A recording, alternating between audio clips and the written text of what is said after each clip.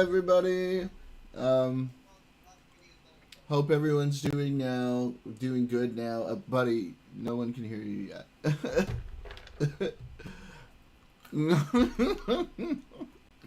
If you're But they can patient, hear she you will. now.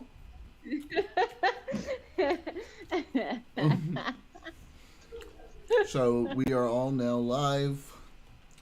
We've got Hi. Rain here talking about this girl that No, he no, no. We're likes. talking about politics now. We're talking about politics. Yeah, very Well, politically minded. I want to learn about the deal when it comes to this Pakistan-Afghanistan war. I mean, honestly, I don't know what's going on with Pakistan and Afghanistan. They're at war. Mm. Should probably. Yeah, what's the reason? Well, I'm pulling up a video. I'm trying to pull up a video. Mm. Wow, Chaotic. Iran responds to the travel warnings with one of its own citizens. Leave the United Emirates, Kuwait, Bahrain, and Jordan immediately. Uh-huh. I've got family there in Bahrain. Shit's about to go down.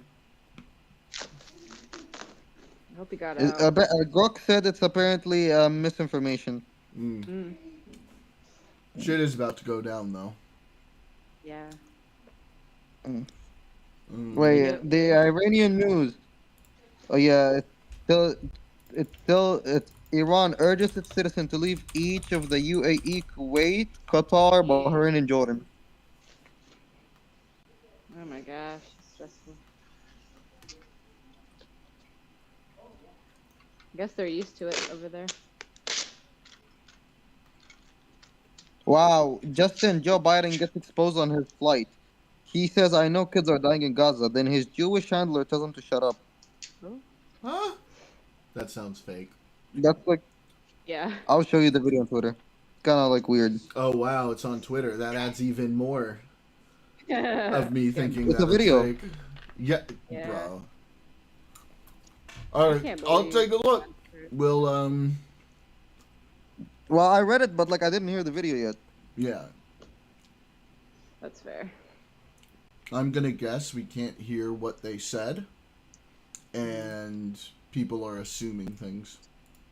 Mhm. Because that's usually how it goes for stuff like this. Bahrain, Qatar, Iraq are all in the shortest range of the ballistic missiles. It's easiest targets to destroy with cheap old missiles before the war. But its first places in the US to evacuate which of these. Oh my god. Why is Trump is doing all this shit, bro? Like, I swear to God, bro. Netanyahu's trying to fucking expand so desperately in the region. Oh no, it's from RT. Wow, it's even less reliable. Okay, let's go. You know, RT is like Putin's Ooh. state media. Couldn't shoot All right, you. let's see.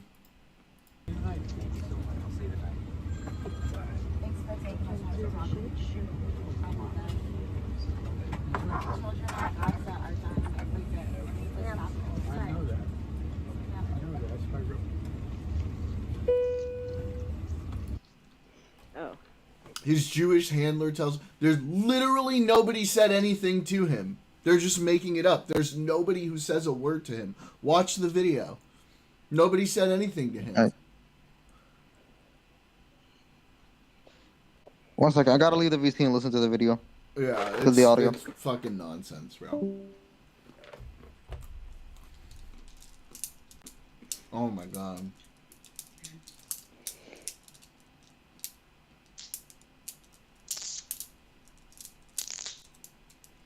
It's disgusting.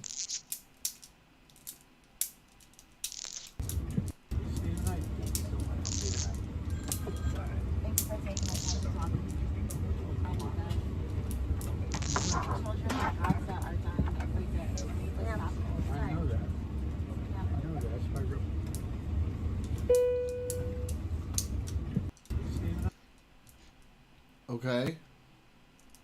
Yes, exactly. Most out of context post. That's ridiculous. So apparently, the girl approached him, and she said, she said, the children of Gaza are dying, and he said, Yeah. I know that. Yeah, he said, I know that.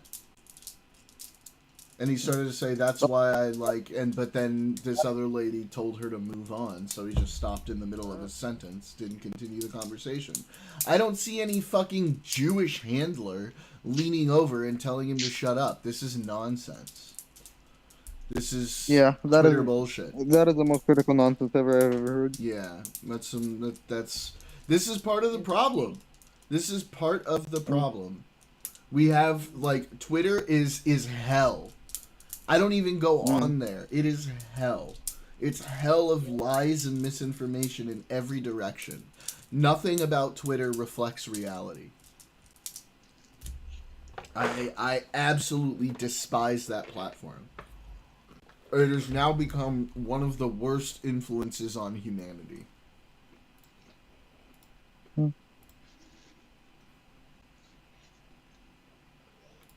What do you mean, for this game you need to be online? What the fuck do you think I am? I'm online, you stupid fuck.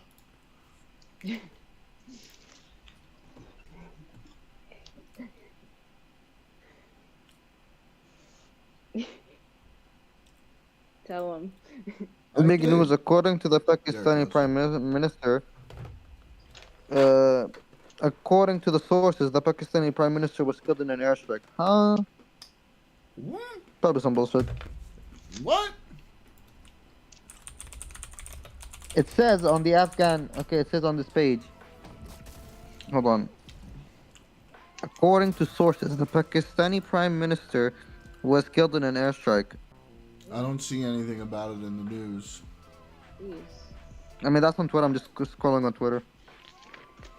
I feel like Twitter used to be okay. It did, before Elon took it over.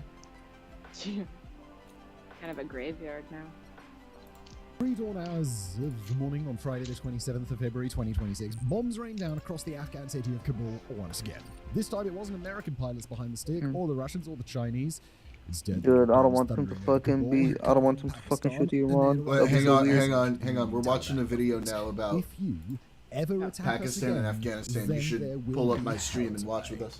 In the hours before the bombing, the Afghan Taliban had launched I got it. a major 1 second, bro. I'm across busy right now. I'm need to read this stuff, bro. I'm gonna be into a war soon. Okay, well, we are learning about the war, so, like, do me a favor then and just mute while we're watching the video because we can't hear it. Okay. Appreciate you. I'll be on the app. I'll be on the Kick app. Okay. Still filtering in from the combat zone, but already it's clear that the death toll will be in the dozens or possibly even the hundreds.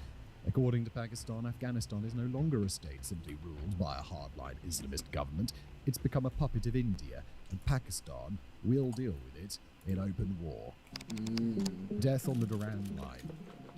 As we begin today's very urgent episode, I'm recording this early in the morning on Friday, we got to include a disclaimer. Everything we discuss in this episode is accurate to the best of our knowledge and ability as of 9 o'clock in the morning local time in Kabul on February the 27th. While this episode will be coming out as quickly as possible, we're obviously going to have a bit of latency between the time it was recorded and the time that it's released. So, if anything major has happened in the intervening time, it will be addressed in the intervening time. Now, the battle that broke out just hours ago, as the time of writing, took place at a time and location of Afghanistan's choosing. By all outward indicators, Afghanistan's attack was an ambush, or, as we'll discuss, Afghanistan at least believed that it was ambushing its neighbour. In a coordinated attack across several provinces at various points along the Durand line that divides the two countries, Afghan fighters swarmed onto Pakistani soil, overran and bombarded military checkpoints, and raided Pakistani outposts in several locations. But in order to understand why Afghanistan attacked, we've got to turn back the clock to a series of airstrikes that Pakistan launched on Afghan soil earlier in the week. Pakistan is a nation defined by internal unrest in the 21st century, and despite its robust intelligence services, its nuclear arsenal, and a military that essentially controls the entire government, Pakistan has struggled mightily to deal with the insurgencies operating across its frontier. Those insurgencies and their recent history merit a lengthy discussion of their own, and if you're interested in that discussion, well, we published an episode on the topic a couple of weeks ago, so check that out if you'd like to learn more. But the insurgency we need to know about, for today's purposes, is the Pakistani Taliban. While the Pakistani Taliban claims to operate independently from the Afghan Taliban, it takes full advantage of the porous border between the two countries and relies on the support of the ethnic Pashtun population on both sides of the Durand Line. The Pakistani Taliban carry out frequent suicide bombings and other attacks against targets all across northwest Pakistan, especially targets that represent the Pakistani state, like soldiers and police officers. Pakistan has accused both Afghanistan and, more importantly, India of funding and supporting the Pakistani Taliban directly in an effort to undermine the Pakistani state and spread chaos across its communities.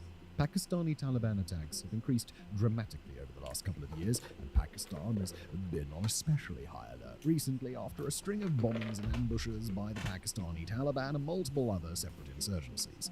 Again, it's a longer story than we've got time to cover in today's episode.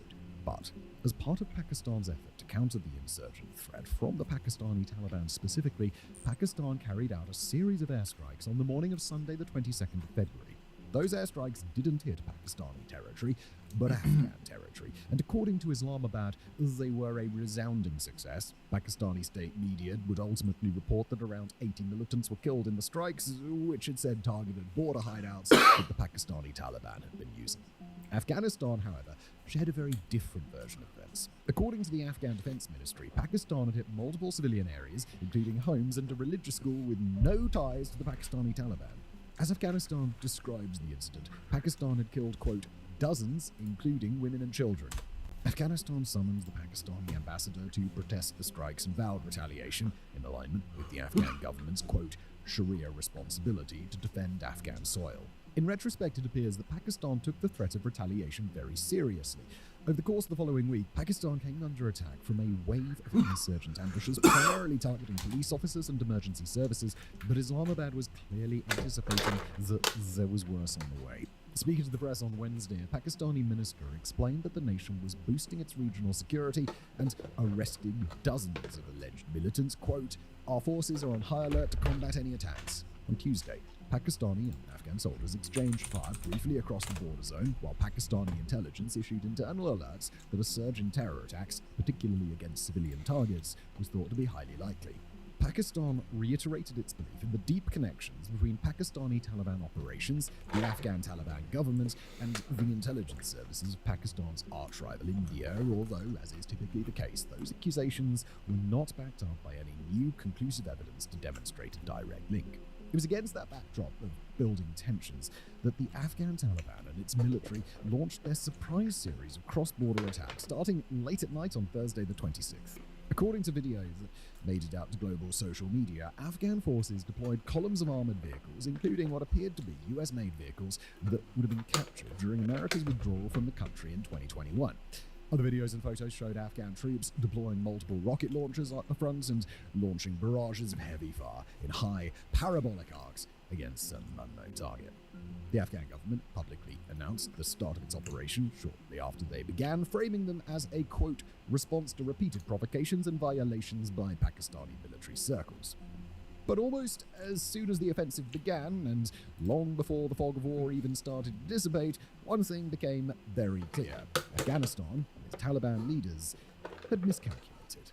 And now, before we get into the ways that the Taliban may have stepped in it this time, we've got to interrupt our important geopolitical They do that, don't they?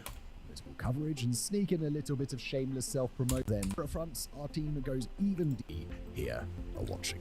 Now back to the violence between Afghanistan and Pakistan and the Afghan government's regrettable miscalculation. March to the graveyard. As any student of world history already knows, there's a name for Afghanistan that's been earned in blood. The graveyard of empires. But even though great armies, ancient and modern, have failed again and again to conquer Afghanistan, that doesn't mean that Afghanistan gets the upper hand in every fight. In fact, the modern-day version would be hard-pressed to get the upper hand in any fight against any of its neighbours. Its fighting forces are passionate, but under-equipped, poorly resourced. And for those who joined up... So, just a heads up, Artemis 4 is still supposed to be in 2028. Which would be the moon landing. They've added an Artemis 3 flight in next year for the in-space rendezvous. So as of right now, they still want to land in 28. They've just added another flight in between. After the Taliban captured the nation, they're often very poorly trained and inexperienced. While we can't fault landlocked Afghanistan for not having a navy, it's also got a very small, ineffective, and mostly grounded air force. And most of its heavy armament is either American kit that wasn't valuable enough for Washington to destroy on its way out, or the kind of thing you'd expect to find in a military museum. Really, the whole graveyard of empires thing is rooted in the sheer impossibility of dealing with an enemy fighting an asymmetric guerrilla-style war in the Afghan countryside. But that wasn't the sort of attack that Afghanistan Yeah, I know. recent assault on Pakistan. Instead, Afghanistan massed its forces and tried to overwhelm as much as it could in a broadly conventional attack. That, however, is what we could charitably describe. It's what we're still shooting for as of right now. Because although Pakistan's military isn't quite on the level of, say, the United States, or China, or even a warring nation like Ukraine, it is leagues above the Taliban in a conventional war. And they do That's have a reality nukes. that Pakistan demonstrated really rather clearly in the last round of major border clashes with its neighbour just a few months ago, and it didn't take much time after the start of Afghanistan's assault for Pakistan to begin to demonstrate its superiority again. As we've already mentioned, reports coming out of the Good. area are Fuck still quite SpaceX. mixed, but it No, does appear not that fuck Afghan forces SpaceX. or Fuck, possibly fuck units of the Elon Pakistani Taliban for once again over promising. I'm so tired of that motherfucker. He needs to just shut up and let the people working at SpaceX make the announcements and decide when things are going to happen. were able to overrun multiple Pakistani outposts and checkpoints. Retaliation, however, didn't take long. As the fighting continued, Pakistani soldiers began to mount local counter-offensives on I hope he ground learns a and combat fucking zones lesson. while unleashing their own artillery and rocket launchers and others. Pakistani air power showed up quickly along the front, dropping heavy munitions Exactly. on the advancing Afghan forces. While both Afghan and Pakistani military spokespeople are known to inflate estimates, I mean, it's just the amount of times he has overpromised and underdelivered. Like, the fact that there are people there who still think he's a fucking genius, who's an expert in all of these different fields, is beyond me. The dude is a clown who is, like, who has an ego that people can't feed enough. Shut up. Let the people who work at SpaceX do their fucking job, okay? And you will end up looking better. But you end up fucking yourself because you overpromise, because you don't understand how any of this shit works.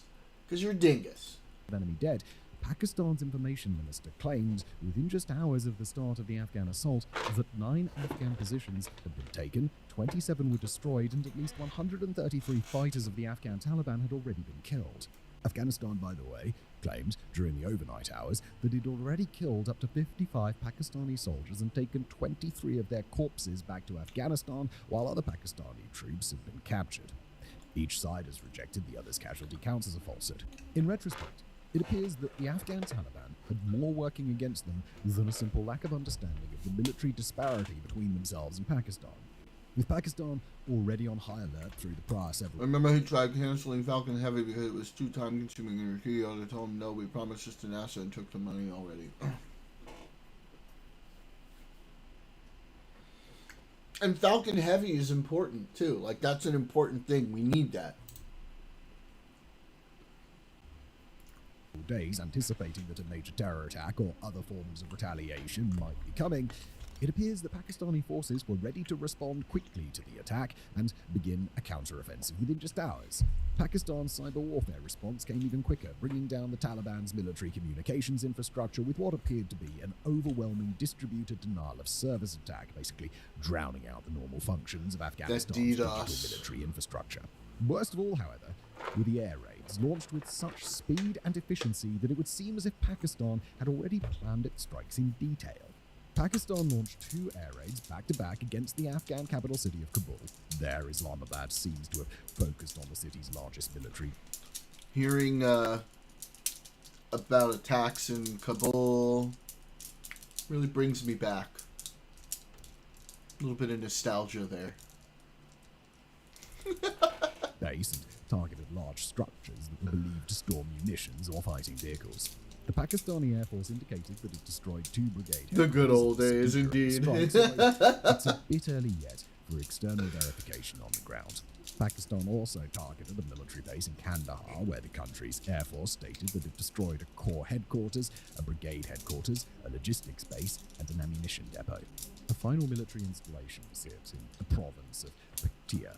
While some Hey, wait, think about it. Every generation since Gen X has had their own moment of experiencing attacks in Kabul. Huh. Everybody gets one. dubious AI images circulated after the strikes purporting to show a downed Pakistani F-16, our team could state quite conclusively that whoever created those images needs to do a bit more study on what both F-16s and plane crashes actually look like. As of now, Pakistan does not appear to have lost any aerial assets. As of the time of writing, it seems that Pakistan's strikes across Afghanistan were the end of the violence for the time being. Islamabad, however, doesn't seem to be finished. According to the nation's military leaders, its actions on the night of the 26th and 27th were just the start of a newly launched military operation. As Pakistan's Minister of Defense put it online, addressing Afghanistan directly, quote, "Now it is open war between us and you. Pakistan's army did not come from across the seas. We are your neighbors. We know your ins and outs." Pakistan's precise objectives in its new military operation are unclear, but the broad goal is obvious: to diminish or eliminate the threat posed to Pakistan from across the Afghan border. By Pakistan's own stated interpretation of the threats coming from that direction, there's not much use in distinguishing between the Pakistani Taliban, the Afghan Taliban, or even the alleged hidden hand of India. And in whatever hostilities come next, Pakistan is unlikely to hesitate when targeting the Afghan Taliban directly. The force of Pakistan's response and the obvious disparity in military capabilities between Islamabad and Kabul begs a larger question. What on earth was the Afghan Taliban thinking in launching an attack like this? Now, granted, here at Warfront, our team... I don't know, they're fucking Islamists. These people are insane. Literal Taliban leaders, but we're far from the only ones left asking that question. As many international experts have already pointed out, this was not a particularly winnable fight for the Taliban unless their intent is to start a fight, claim victory no matter what happens, and just hope that their citizens don't catch on. While Pakistani analysts and media have claimed that India is to blame for the Afghan attack, that explanation leaves quite a bit to be desired. After all, if India were trying to use the Afghan Taliban against Pakistan, then it would be a rather odd choice to use the Afghan Taliban in this particular way, dispatching them for a full frontal assault when Pakistan was clearly prepared for a fight. Full frontal. And although there's a potential opposite explanation, that Pakistan somehow baited the Afghan Taliban into attacking in a way that was favorable to Pakistan, we've got no information on how Pakistan would have got about doing that. As for what comes next, early reports suggest that both Pakistan and Afghanistan believe the worst is yet to come. In rural Afghanistan, refugee camps and broad communities are already being evacuated, while the Pakistani government is relying on local police to organize mass movement of civilians towards safer areas. Afghan leaders, or at least some of them, appear to have already realized that they've gotten more than they bargained for, with one Afghan official calling upon the UN Security Council to intervene and get Pakistan to de-escalate. Taliban fighters have reportedly started to pull back from vulnerable areas where they know they're at risk of being quickly overwhelmed. At this moment, the battlefield momentum clearly lies with Pakistan, where now Islamabad will have to make a difficult decision. Back down once it's committed to a new military operation in a state of open war, and it risks major loss of face in front of its supporters at a moment when the nation has just come under attack. But continue on its current course, escalate hostilities against Afghanistan, and Pakistan risks falling into the same trap that so many foreign... I hope those supporters are ready for a nice little kidnapping and execution if they say any of that publicly. ...militaries already have. Afghanistan isn't the graveyard of empires because of any modern or historical ability to wage war on someone else's soil. It becomes the graveyard of empires when foreign adversaries pour their troops and war machines into Afghanistan, thinking they can secure an easy victory. For the sake of all of those who were caught in the middle of a war like that, we can only hope that Islamabad and Kabul find a way to de-escalate before this situation can devolve any further. Thank you for watching. You're welcome.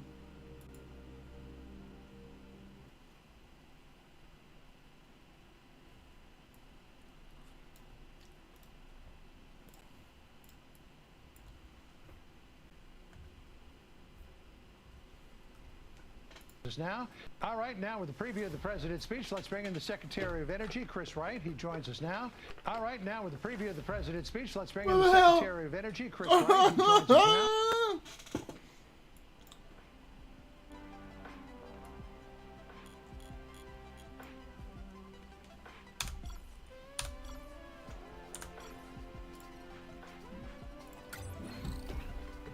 All right. Let's get into her.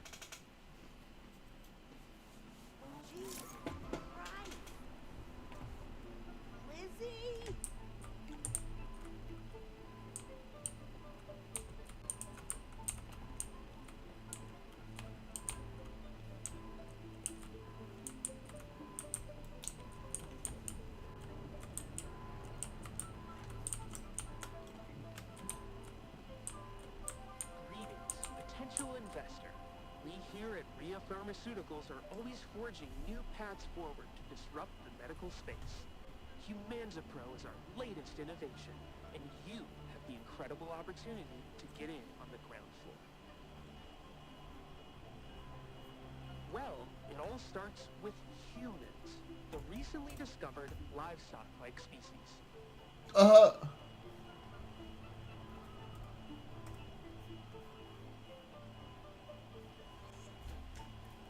Nice.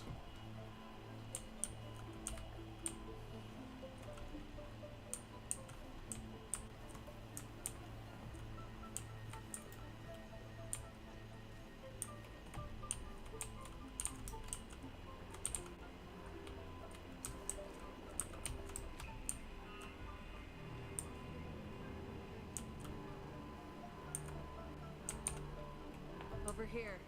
Lizzie! What's going on? Are you okay? Yeah, chill out. I'm fine. But humanity isn't.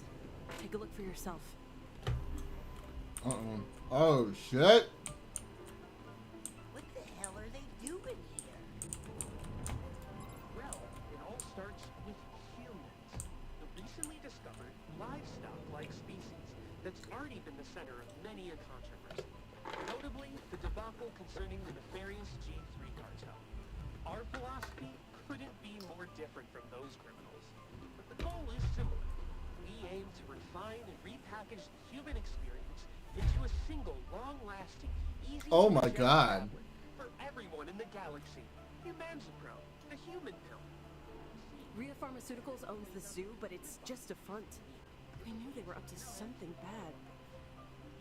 This is something else. It's the G3 all over again. But aren't humans supposed to be a protected species now? That's the worst part. This is on the up and up. Watch the rest of the next room. Oh, shit. The idea. This is fucked.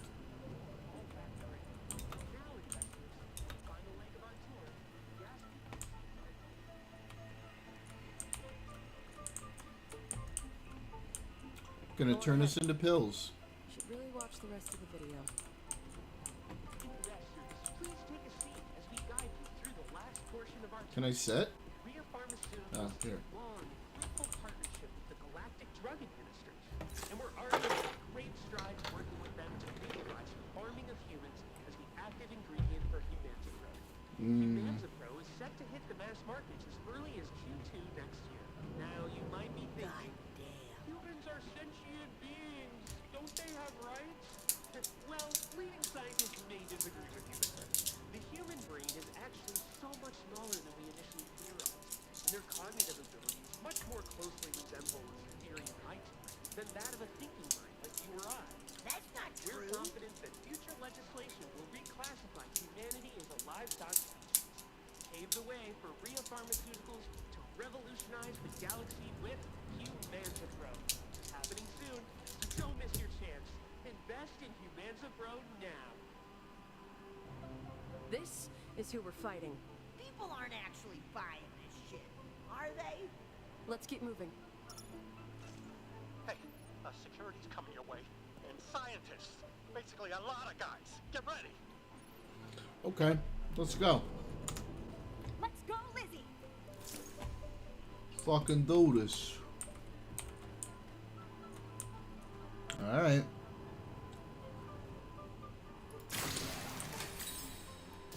Oh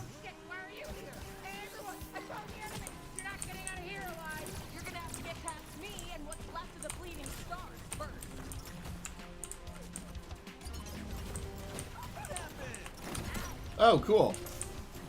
What are you sick fucks doing in this lab anyway? Can I crouch? Can I fucking crouch? Ah, my trip hole is done. The revolution is coming, fuckwads!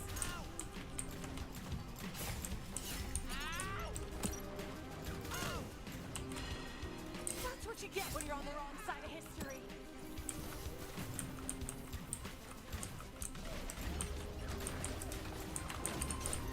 You fuck with humans, you fuck with me.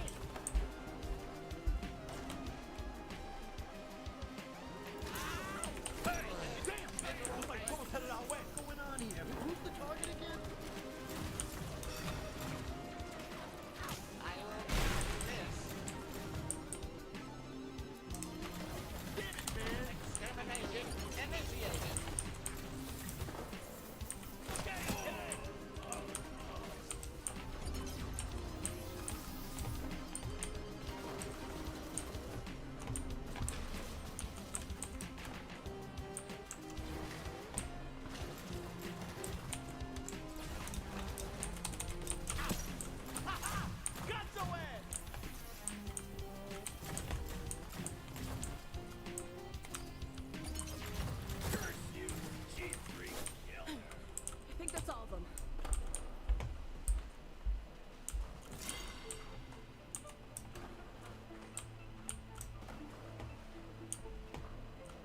There's any collectibles. Oh.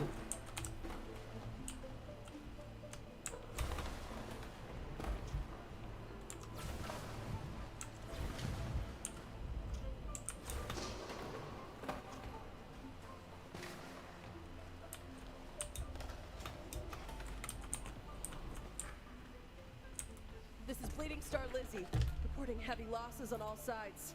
I don't know who's left, and I can... I'm picking up another. Party's over, fuckheads. A terrorist traitor, 2 for 1. I'm taking you both in myself. Oh, go fuck off back to the Ninja Turtles movie you crawled out of, you fucking weirdo.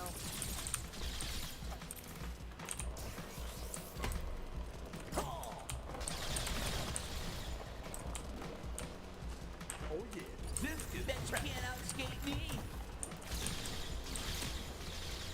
Listen up, loser! Yeah. Evil guy! you need armor. Hey, quick question while we fight. What is this place exactly? We're pretty confused too. I guess it was turning humans into pills down here. Wait, really? That's kind of fucked up. Like, seriously? My brother OD'd on you. And I'm not myself. Lovely people. I don't want you to think I'm spacist against humans or anything just because I'm trying to kill you two specific people. You don't deserve a board. Don't make that. Wait, am I the bad guy here? You're just trying to stop some scientists from killing humans, right? Is that just... Are you just trying to save more humans and the bounty network is sending all of us to try to stop that from happening? Finally, you get it. Way off us already. Yeah, fucking stop, bro. Oh my god. I am the bad guy here. Okay, sorry. There we go. Sorry, guys. Time out. Time out, guys. Attention all potential investors. Dude,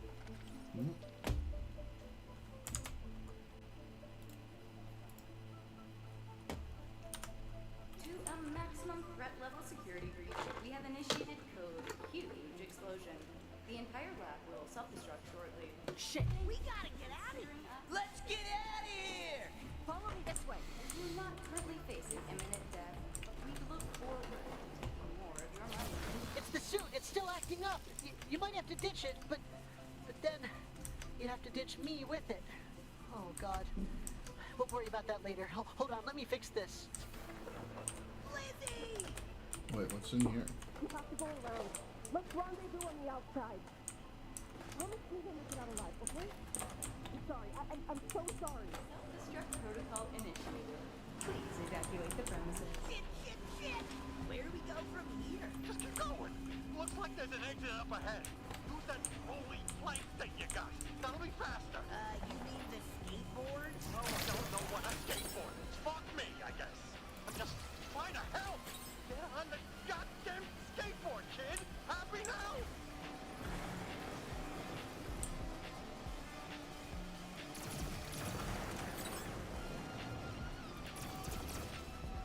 Since you're about to die, I guess I should tell you the truth. I actually do know what a skateboard is. I don't know why I pretend I do that sometimes, just to pretend to play dumb. I don't know what it comes from. I'm working it out with my therapist. So just bear with me.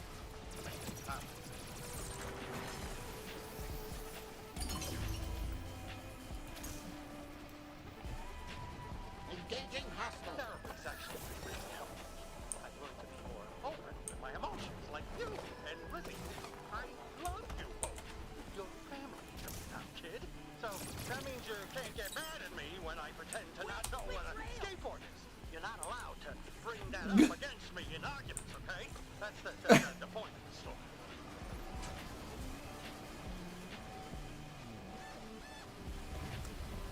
Okay, so the last thing I said felt a little emotionally manipulative. I'm working on that with my... Follow me! We're getting out of here! It's gonna take a lot of work, like a lot. That's just what it's like for you all. You'll understand one day when you're older. Well, you will survive this. Survive this. Oh, shit! That rule! We can still make it out alive if we hurry! You good? We'll be okay. I'm serious! I feel terrible! I love humans! Sorry again for trying to kill you! Good luck! And come find me at the beach after this! Get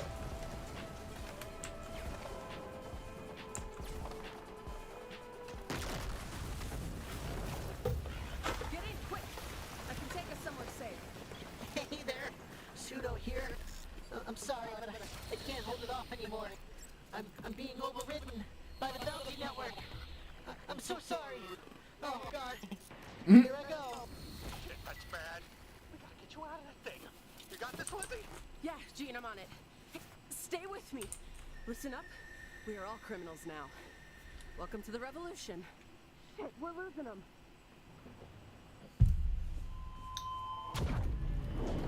Yeah.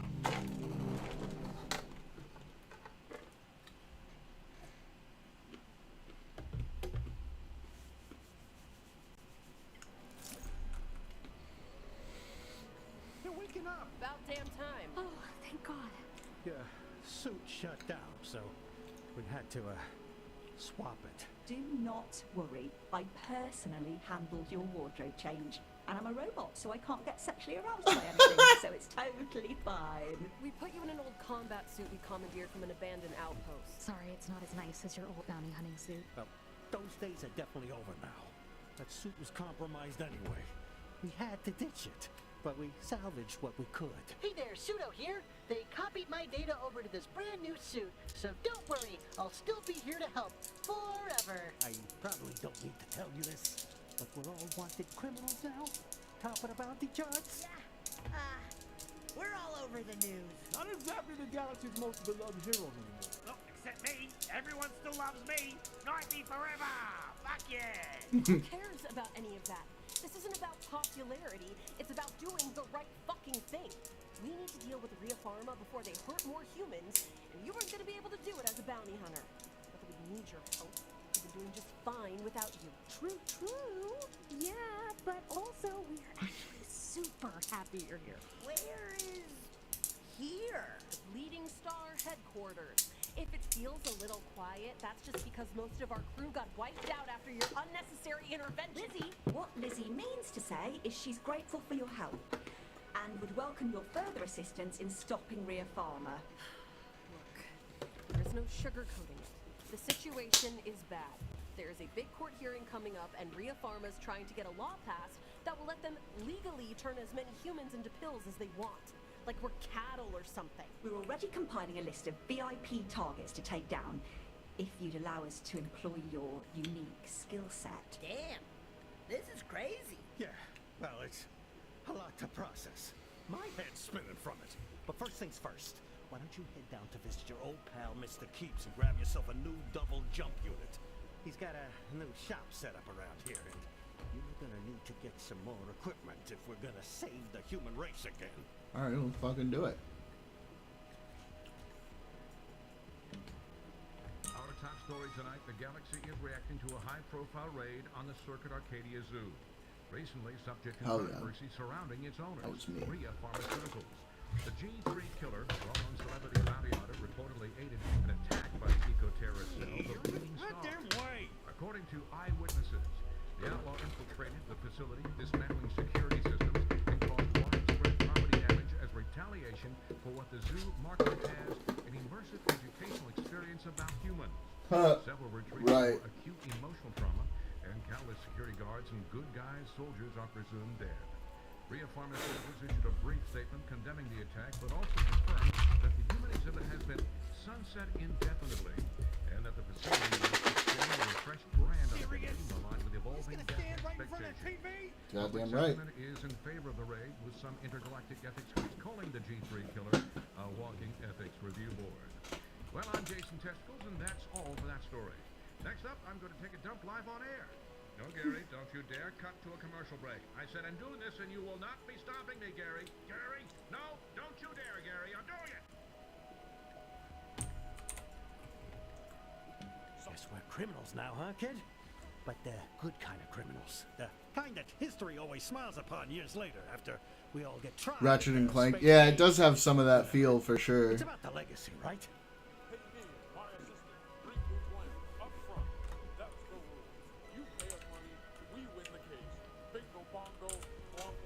Bingo bongo.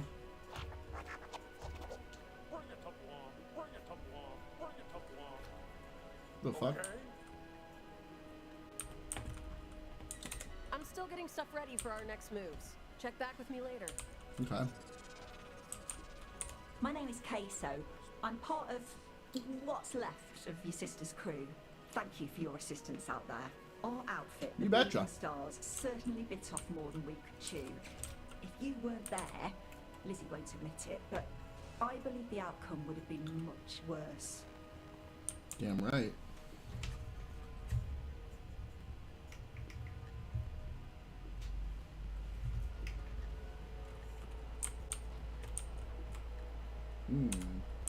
Locked.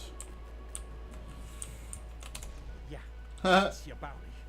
Pretty weird being on the other side of the law now, huh? But maybe a kick in the ass like this is just what we needed. Oh, damn, looks like we can't use the ball gun without the little blue guys that operate it.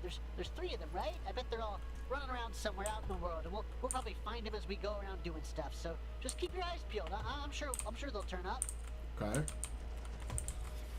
Those are collectibles I need to keep my eye out for. I'm gonna stand in front of the TV. Jesus.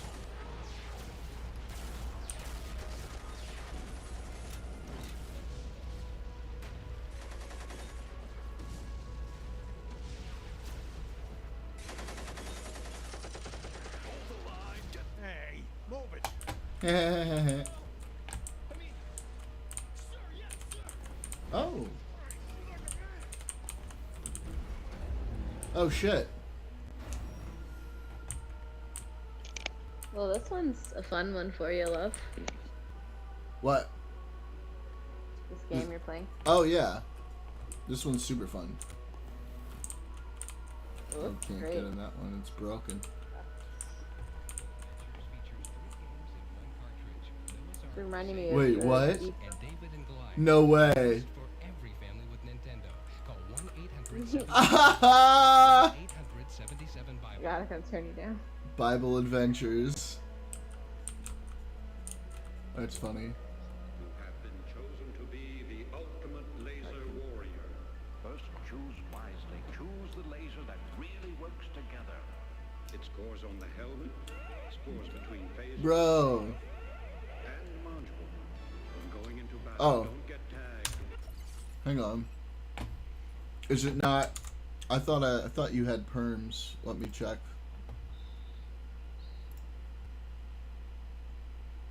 Oh no, let me give you perms.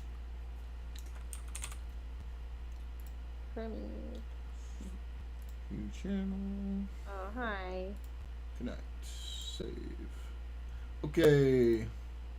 Also, Leo, make sure to give me a follow. Oh, you did follow me. Good man. You followed me ages ago. Good man! Alright. So you should be able to join now. Laser warrior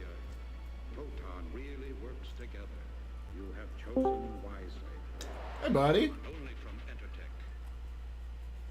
Yeah, hello. How you doing?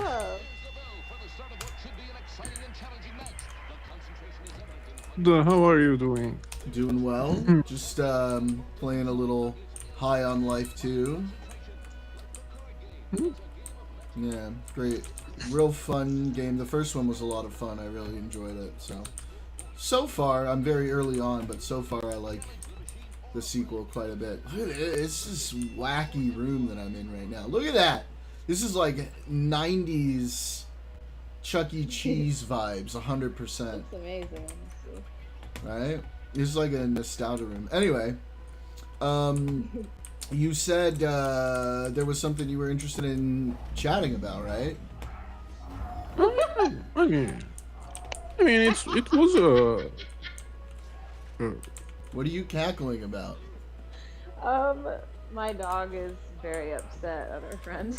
Okay. Sorry. Yeah, go ahead, Leo. Oh, what were you gonna say? Yeah. It's, I mean, it was a lot of time since we chatted. Yeah, So of course. I mean, it was also because of that. But, Yeah, it's been a minute. Yeah. What did you think of my general response to Josh? Do you think that was pretty reasonable? Yeah, that was reasonable enough. I don't know if I have no idea about the Hassan being a Marxist-Leninist because I just don't know. Yeah, But I mean, he does the self-describe as that. Just FYI. Yeah, but I thought that the various points were fairly reasonable. Yeah. I just think, like, there are progressives that are willing to work with us and, like, try to build a coalition and like, work together to move things, generally over to the left. But then there are the ones who, like, their only position is, like, okay, we're just going to fight and fight and fight and fight and fight, and unless we get exactly what we want, we're not going to play ball. And, like, no party is going to want to, work with people like that, right? And reasonably so. And so that's sort of where my position is. It's like, if you're someone like Talarico, who clearly wants to build a coalition, AOC, who clearly wants to build a coalition, who doesn't want to, like, create problems for the party as a whole because you have general issues with certain things, which, like, you're welcome to have general issues with certain things, but, like, if you're gonna cause problems, then obviously there's no incentive for us to, like, build that coalition, right?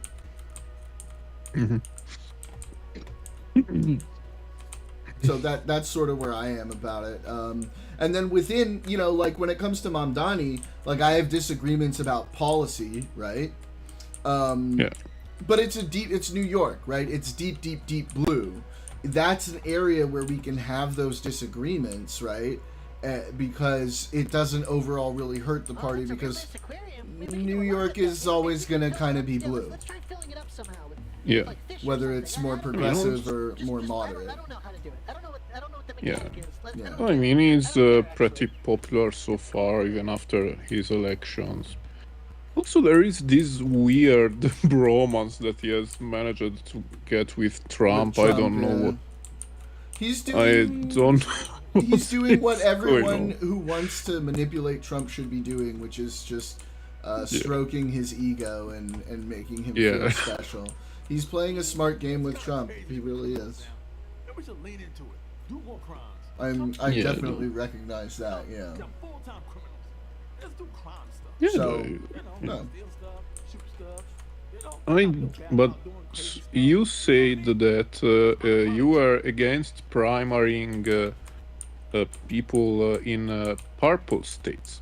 Yes, I would say in general it's a bad idea for more progressive candidates to primary in purple states, because obviously the advantage of being an incumbent is very high, and in purple states I think it's very difficult for progressive candidates to win. And so, what we may end up doing is we may end up gifting a seat away in a situation like that, if that makes sense. Yeah, I understand, but there are some places where it's. I mean, I don't know. Wasn't there that? What is it?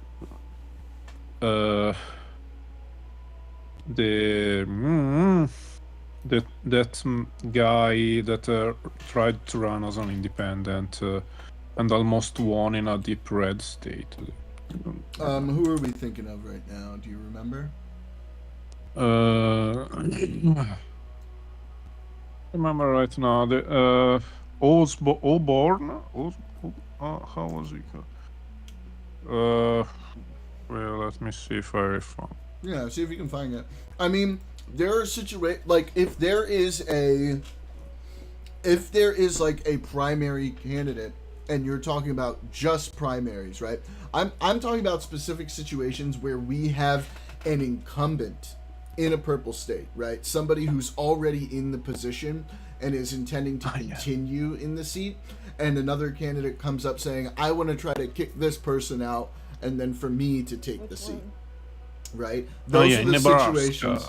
Yeah, those are situations I want to avoid, which is when we have when we already have a blue seat, and you have a progressive coming in saying, you know, I want to kick out this blue seat and take it for myself, when, you know, you're looking at a population that's purple, that's going to be less likely to go for a progressive candidate.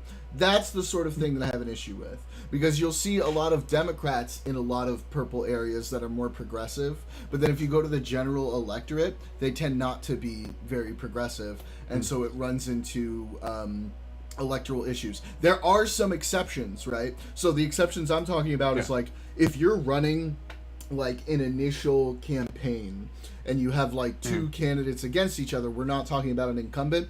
That's a little different, right? Like what's going on in Texas right now. And I think it's very interesting what's going on in Texas right now, because we see Tallarico being the most likely to win, and he's probably the more progressive between him and Crockett.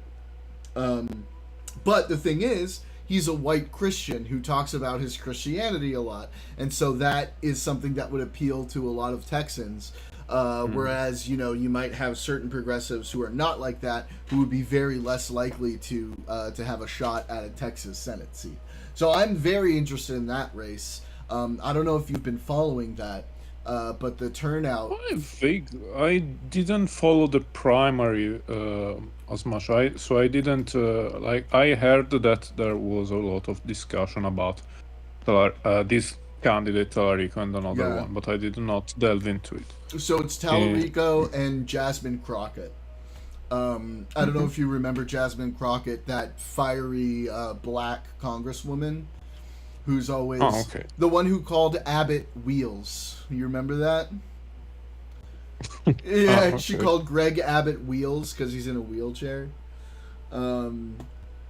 Which is, I mean, it's a little fighting fire with fire, right? Because of how Trump has been. But, yeah, Tallarico is an interesting case because he's a progressive who's very Christian. He's white, Christian, progressive. He ticks off a lot of the boxes for Texans, minus the progressive part. But as of right now, it looks like he has a decent chance of winning, and the turnout for the primary vote so far has been more Democrats have voted in the primary than Republicans up to this point. It's not done yet, but up to this point, more Democrats have voted in the primary, which hasn't happened since 2002 in Texas. So we'll see. I mean, I hope that's a reflection of what will happen in November, but, you know, primary voting is not the same as general election voting. We'll have to see. But also, historically, over the last few cycles, without Trump directly on the ballot, Republicans are not as motivated to get out and vote. And right now, amid historic low approval, I mean, this is looking like a potentially perfect storm for Democrats in November. So that's what I'm hoping for. And then, you know, if Democrats get the House, immediate impeachment, hearings on Epstein. Yeah, I mean, everything. Yeah, the GOP has said it does think it is guaranteed if it happens. The GOP has said that impeachment is guaranteed if the Democrats win. Yes. Mike Johnson has said that as well, and of course it is. You know, why wouldn't they? I mean, they were doing it. They were doing it in the first term. Now there is even more material, so obviously. Well, and you know, the more Trump pisses off Senate Republicans, who knows? This is a long shot. This is a long shot, right? Like I'm daydreaming right now. But you never know, right? If he keeps pissing off Senate Republicans, all you need is, like, depending on how many are there, like 10 Republicans to flip over if they're fucking done with him and they see it and they see, like, you know what, we actually have a chance to get rid of this fucking moron. They might. But I'm huffing copium a little bit there, so getting a little ahead of myself. Opium, yeah. Opium is good in these days. Yeah. Anyway, how are things over there? I know Trump just said he and your prime minister are besties, and they love each other. So. I mean, she's kind of one of his vassals, I guess. So. Is she? I mean, is she sort of acting that way, essentially? I mean, like she has always tried to position herself as a kind of bridge between the EU establishment and Trump, because she has always tried to say, "Oh, we are." I'm a respectable nationalist. I'm just a. I'm a democratic conservative. But at the same time, to keep in good relations with more openly radical right parties like even Vox or like the Trump, the GOP and things like that. You know, if only Italy had some history with extreme nationalism, that might have turned them away from somebody. I mean, her party is basically her party, Brothers of Italy, derives from National Alliance, which in turn derives from Italian social movement, which is the spiritual and political heir of the fascist party. Is it not? I mean, like, when people in Italy say that, right? What is the response from the people in that party or the people who support that party? I mean, they are like, we turned on a youth, bro. We are just national conservatives. We are, we are just patriots, man. Like, why don't you think about the communists in the center left? Because here we had.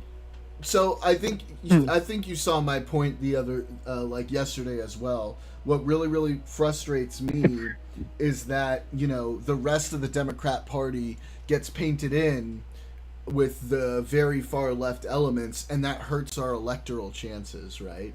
That's a difficult thing that we have to deal with, and it sounds like that's what's happening over there too. I mean, also here we had, Berlusconi called everyone he didn't like a communist. Berlusconi was a fucking crazy man, an insane person. He was the pre-Trump in many ways. Yeah, he was. Yeah. Did I tell you? Did I tell you my mother met him on multiple occasions? Oh, I mean, it does make sense with her work. Well, yeah, for a time she was working the Italy desk at the State Department. And so it was during when Berlusconi was prime minister, and so she would go over there and she'd have to meet him and she'd be like, he's a fucking character. Yeah. Well, I mean, what he did was still you know, very little compared to Oh yeah. the I mean, like, because some people here, when the Epstein files have come out, have tried to minimize the thing and be like, Jesus. to compare them to what Berlusconi did, but it's a completely different thing. Like, to have a prostitution ring in a like a normie prostitution ring of consensual adults Right, is a right. very different Right. thing. Well, it was a From different time. It was a different time. Things could actually become scandals back then. I mean, oh my goodness. also the scandal in that is that some of those people he that were in that ring that he had a relationship with in that way was he also got them into politics sometimes. So you had people who said this guy fucks some people and grants them government position. This is crazy shit. And I mean, yeah. Also he just lied all the time. Like yeah. We had the humiliation of our parliament voting to say that one of his former girls was who was underage, but like 17 or something like that. And he claimed she was the niece of Mubarak, which was complete horse shit. And we were at our park. like Hosni Mubarak. Yeah. Okay. And he claimed he didn't know she was underage, and he had our parliament vote that she was. It was one of the craziest thing I've ever seen. Jesus Christ. But it's still nothing compared to the shit that your your guy did. Like it's gonna be bad, because if the Democrats take back the House in November, all of that Epstein stuff is coming out.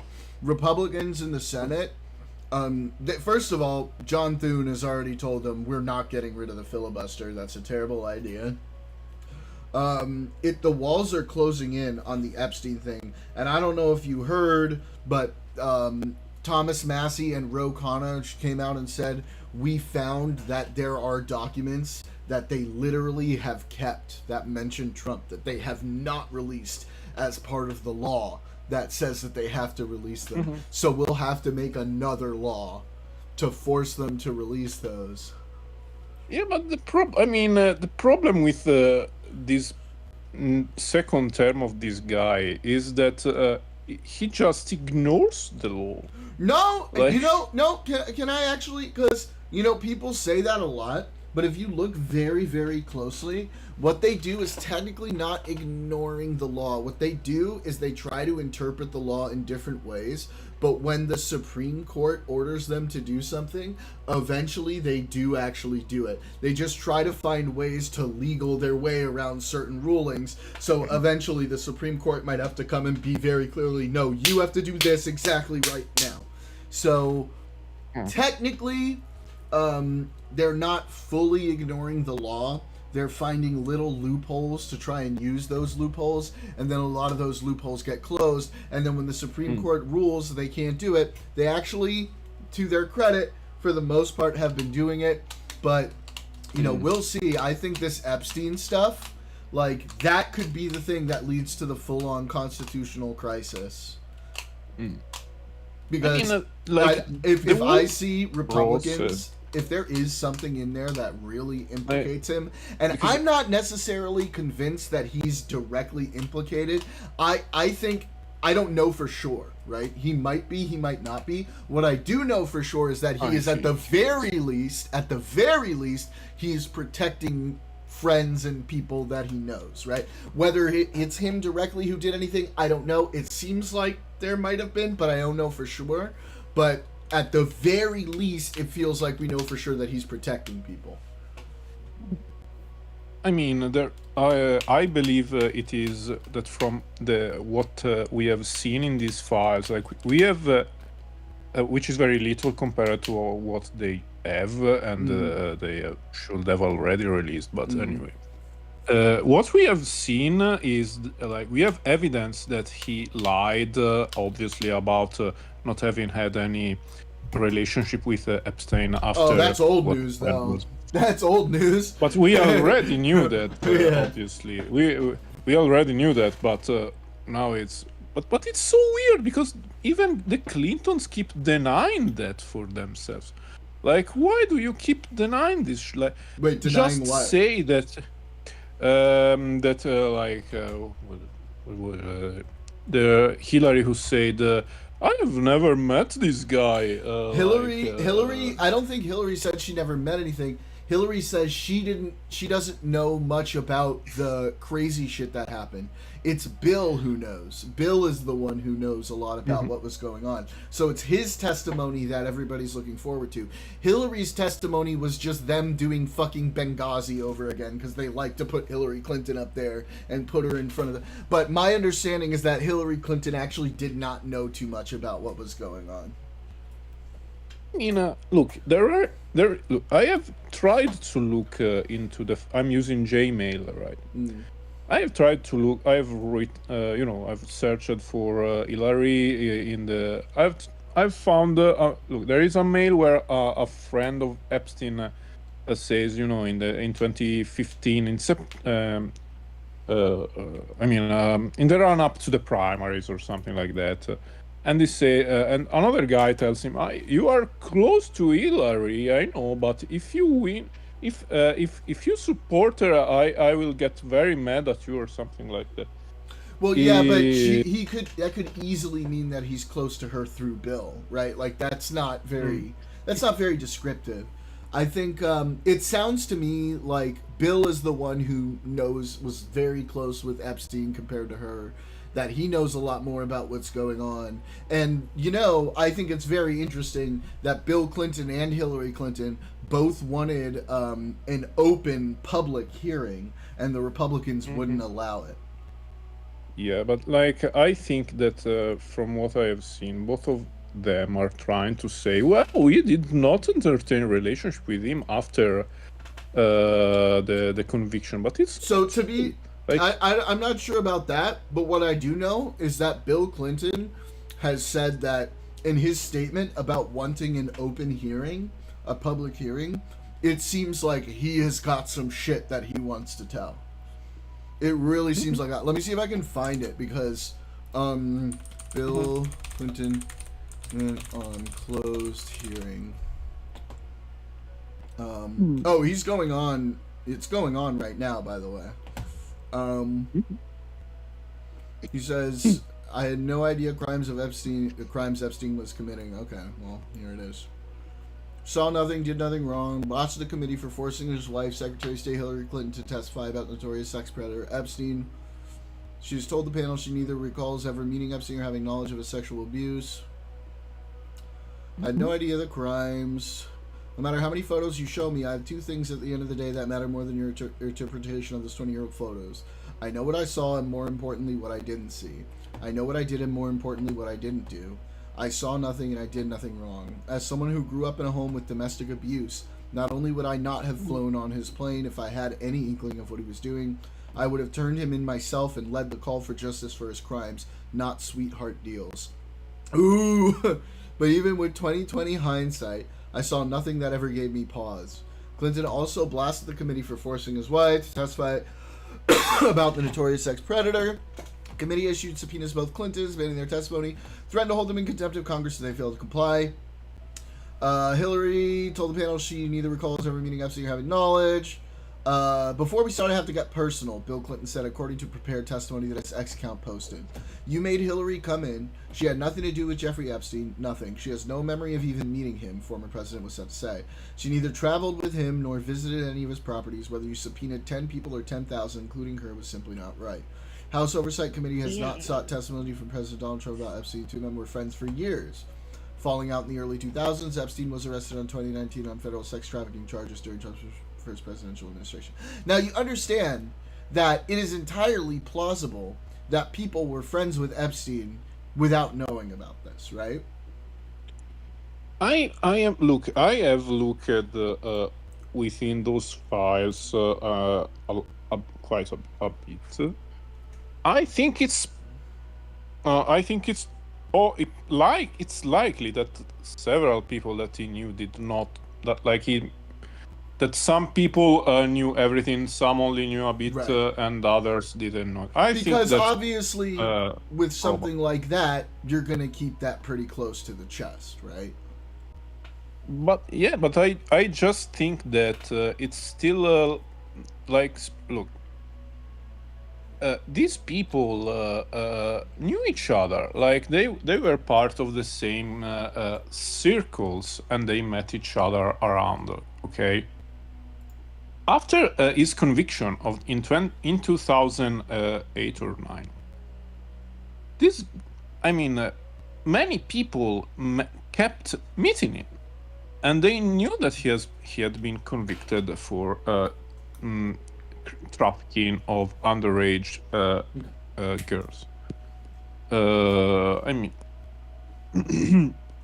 If you had a relationship with him after that date, it is at the very least suspicious. Or, there's also, I could say there's also the potential of, say you've been friends with someone for a very, very long time, you hear all of this stuff, and you want to go and talk to them yourself to hear it from their own mouth. I could see that being a potential situation as well, no? If it were me and it was my friend, I'd give them a shot to explain themselves before I go, no, you know what, you're a disgusting monster. But I understand that, but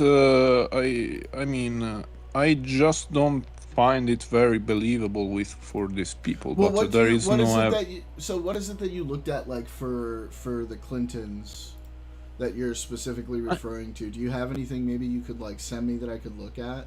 Okay, wait. By the way, have you met Aurora yet?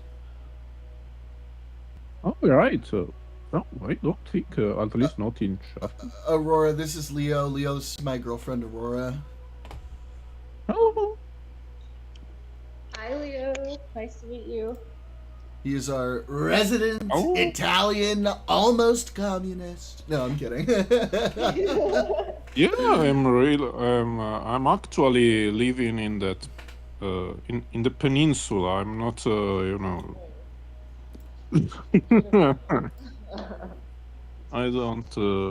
I'm not Italian American. No, like an actual Italian, yeah. If you couldn't tell by the accent, Rich, yes. Rich in the culture. The man knows pizza. Yeah, the actual one. Come visit. Oh, I would love to visit. Whereabouts? What area are you in? Where I live? I live in Tuscany. Toscana. That's the pretty I live part. in Prato. Yeah, I live in Prato, which is a town, a city near Florence. We were in jury. It's the second biggest. It's the second biggest town in Tuscany. It's about 200,000 people. If we come to Prato, you'll show us around Tuscany, yeah? Yeah, and we have a lot of Chinese here. There is a lot of Chinese immigration. Cool. I like Chinese food, but I'll be there to eat Italian. Yeah. So. I was thinking too, actually. Exactly all of that. Yeah. Yeah, you'll have to show us around. Take a little bit of time off and show us around the country. If we come, because I know we want to. Because I've actually never been to Italy. Oh yeah, that's unfortunate. I know. Especially as you said that you have traveled up I know, quite I a bit know. around. I don't trust me. I know. And my mother's been there many times, and I still haven't been. I've been to France. I've been to Germany. I've been to Austria. Okay. I've been to Spain. I've basically been to all the very nearby ones. I haven't been to Switzerland, nor Slovenia, which okay, nor Croatia or Bosnia or Or any of those Ireland. guys. But I've been to many of the countries surrounding. I haven't quite been to Italy.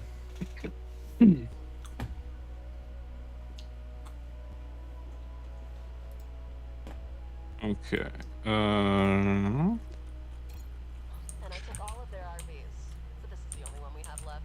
I sent one example. I mean, I had just looked like after Hillary testimony. I had gone looking of evidence that she had met Epstein, and so I found. Where did you? Oh, could you put it in the something. topics for stream? Oh right.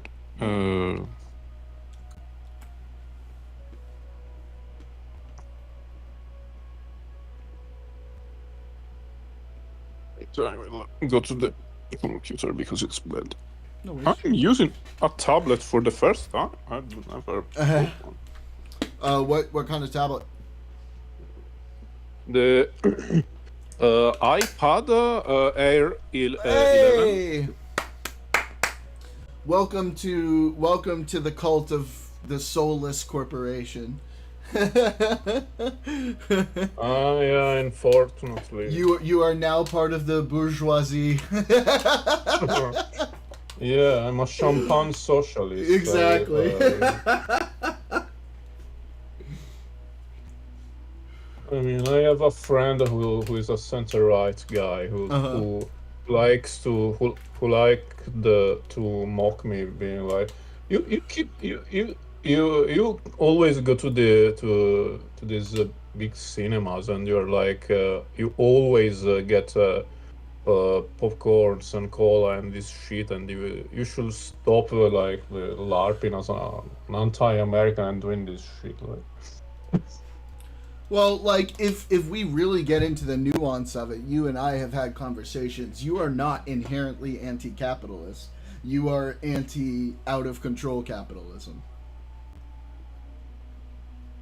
You know, I was for regulation only before, but I think that it's not enough to just regulate because if you leave the power structures in place, eventually the oligarchy will retake control, as it happened with neoliberalism. So you need. Well, I mean, the rise of neoliberalism, you know, in the beginning did lead to a lot of prosperity, even for the working and lower classes. The problem was it got, you know, it went into neoconservatism, and then it got a little out of control. There was, I think, a nice balance in the 80s and 90s. And then in the 2000s, it started, you know, putting everything on national credit card, and yeah, there were all of these problems that came afterwards.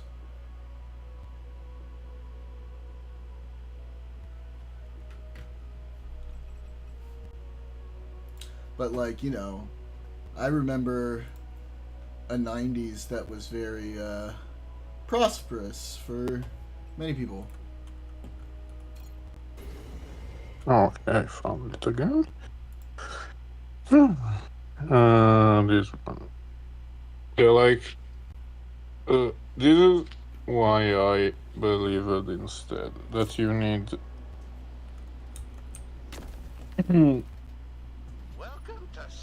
Oh yeah, I found. Okay. This image.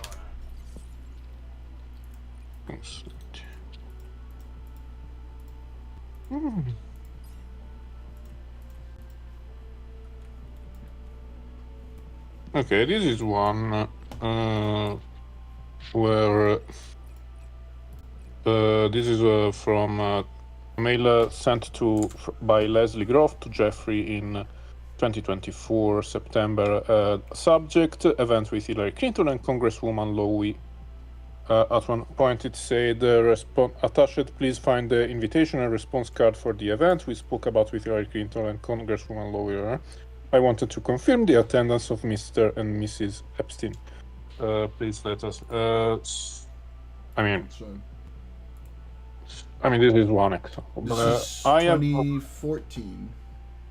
I have This is also before. read. But this is before the whole thing. This is 2014.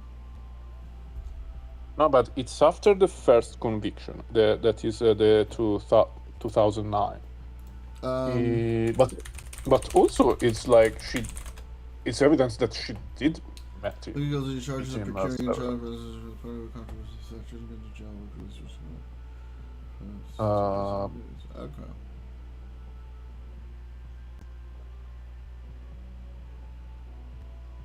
But wasn't like the big thing like the 2016 thing? Oh, found. Okay, I also found another one where. Because when people talk about like I cut off stuff with him after everything came out, I thought they're generally referring to the 2016 thing. Oh, okay. I mean, the menu referred to the 2009, but because that he was already that was the first conviction. But wait. Also, there is this thing where she says, where he says, Hillary Clinton is much prettier in person. This was from 2011. Wait. I mean, it's just evidence that she knew him. I mean, it's not. And that she met him. I mean, I will say this: like, unlike Trump, where there is a lot more. A lot of evidence. I mean, like, I could see her like forgetting about a guy. She only met him a couple times, and she probably embellished a little bit, saying like, "I don't really ever recall meeting him."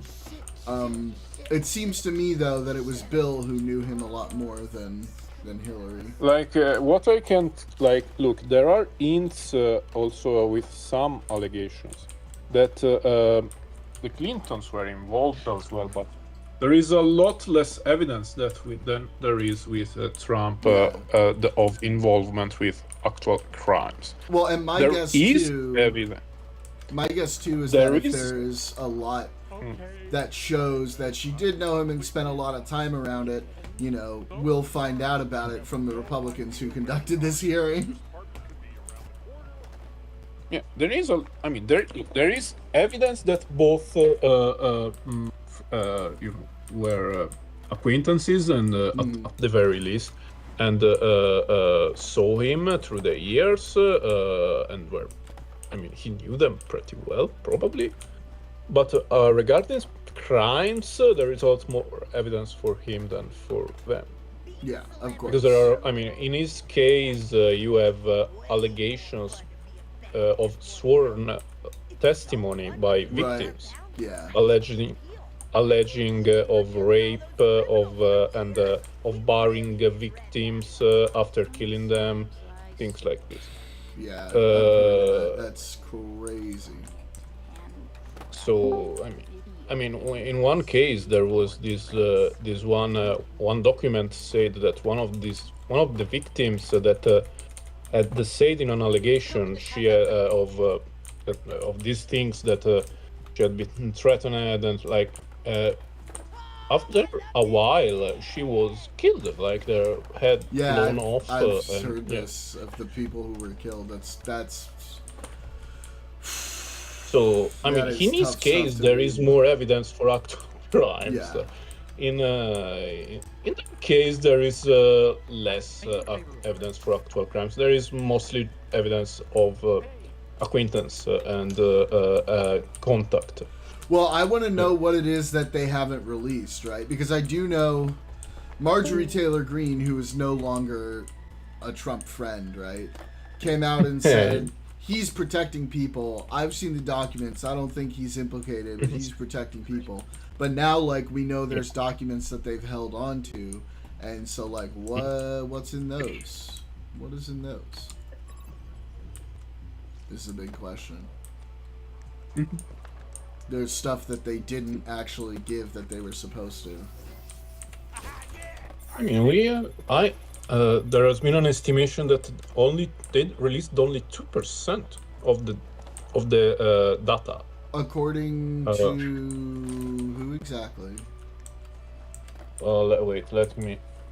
Because that's a pretty. I mean, that's like a, that would be pretty crazy if true. I just want to know, I mean, we have to keep in mind, I believe that this is true mostly because of the fact that the vast majority of the actual data is videos. And so it is possible that you release half of the files, but 2% of the data. Because the vast majority is videos, is things like this, not text. So I think that's why. Okay, there was a channel. It was from Channel 4, an investigation by Channel 4. Wait.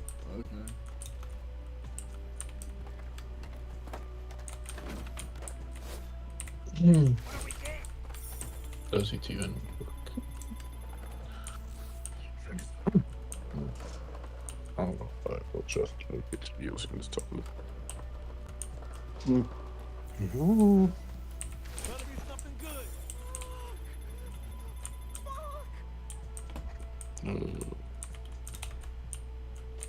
Oh, hey, don't mind me. I was just doing some parkour. Ended up watching me. Be careful. Yeah, he's saying that, like, it could be that a lot of the data is videos, and so some news channel did an investigation saying that they think only some 2% of all the data was released, and the way we're rationalizing that potentially being true is that it could be that a lot of it is videos. I'm still not sure about that. I know there's stuff they haven't released for sure. I don't know if it's like that much of the data that hasn't been released. That would be sort of like a... That would be an interesting way to narrativize it, I guess.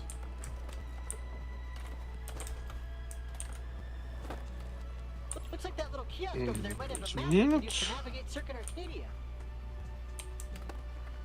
Fuck, why don't I find it? Because I'm having problems with... Oh, fine.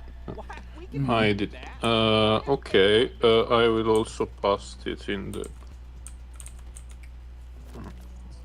Enjoy beautiful Circuit Arcadia. Perfect, we got a map. Now go ahead and open it up. How do I open it up? Use that map to see if you can't find where Mr. Keep's new shop is. Bet it's on this. Okay, I did it. You can see it in the chat. Well.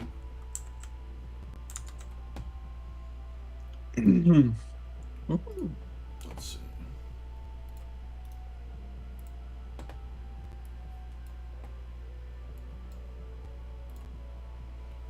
Identify emails within the Epstein files is just the amount of information.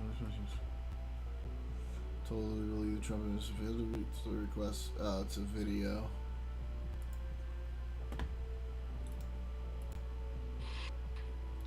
Alright, let's see.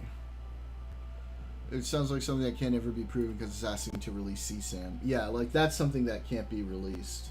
But let's take a look. Hang on, let me just turn off the music real quick.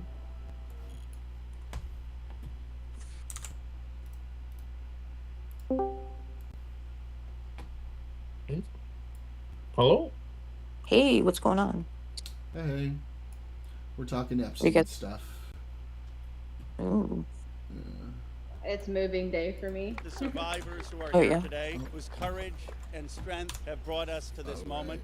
When survivors came to Washington, D.C. in September, calling for the release of the Epstein files, they were crystal clear about what that meant. Why do we continue to cover up I saw you sexual posted abuse a and bunch of assault? stuff on We are not Clinton, asking Leo. for pity. I'm like, to We are add to my here collection of demanding accountability. Clinton It bullshit. requires the Department of Justice release Post I will about always jump on everyone, an you know. opportunity to to see Epstein and some, Maxwell investigations. dirt on Clinton. On the I don't day think of the there's vote really- in I don't think November, you're gonna be that. they said it again.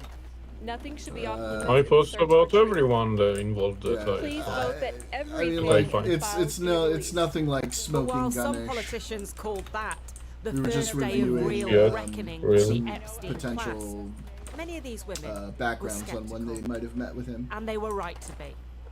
A Channel 4 News I mean, investigation because I was today mostly reveals interested that all in the those last 2 pictures, days in emails, finding evidence videos that and they had messages met with him, released by the unlike Department what of Justice Hillary said said that to be she had over never 3 met him million even. pages But may amount to just there is a evidence fraction of that the she lied Epstein about that. material So obtained by investigators. Interesting.